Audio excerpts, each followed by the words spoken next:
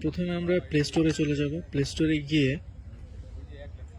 Hero ride guide অ্যাপটি search করব। করার পরে এটা ইনস্টল করে ওপেন করব। ওপেন করার পর প্রত্যেকটা পারমিশন দিয়ে দিব।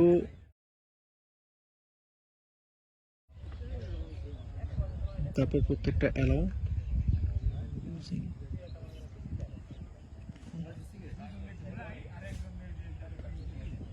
Get started. এরপর হচ্ছে আমাদের সেই এক্সট্রিম বাইকটা সিলেক্ট করে নেবো একদম নিচ থেকে। সিলেক্ট করার পর ব্লুটুথ অ্যালাউ করব। করার পর এটা হচ্ছে মিটারটা অবশ্যই অন রাখতে হবে। অন রাখলে অটোমেটিক্যালি আমাদের ডিভাইসটা পেয়ে যাবে। তারপর আমরা এটার সাথে পেয়ার করব। এখন এখানে বাইকের নাম দিয়ে দিচ্ছি, সেভ অ্যান্ড কানেক্ট করে দিব।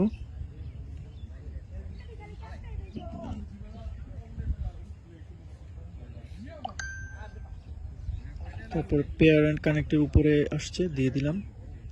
এবার হচ্ছে এইখানে একটা পেয়ার কোড চাচ্ছে, যেটা হচ্ছে আমাদের বাইকের ডিসপ্লে মিটারে দেখা যাচ্ছে।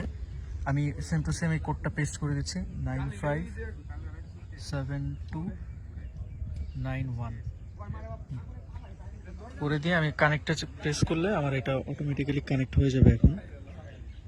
আচ্ছা, হ্যাঁ, এখানে লেখা আসছে কানেক্টেড, তার মানে হচ্ছে কানেক্ট হয়ে গেছে। এবং সাথে সাথে আমাদের মিটারেও ব্লুটুথের সিম্বলটা চলে আসছে, সাথে হচ্ছে ফোনে ব্যাটারি চার্জ ইন্ডিকেটর চলে আসছে। তো এখন আমরা আমাদের ফোনে যদি কোনো কল আসে কিংবা কোনো মেসেজ আসে, তাহলে আমরা এইখানে ব্লিঙ্ক করতে দেখতে পাবো যে সেটা এখানে ব্লিঙ্ক করতেছে। তো এভাবে হচ্ছে মূলত ব্লুটুথ ফিচারটা কানেক্ট করে। অ্যাপস থেকে এক্সিট দিয়ে বের হওয়ার সাথে সাথে এটা আবার চলে যাবে।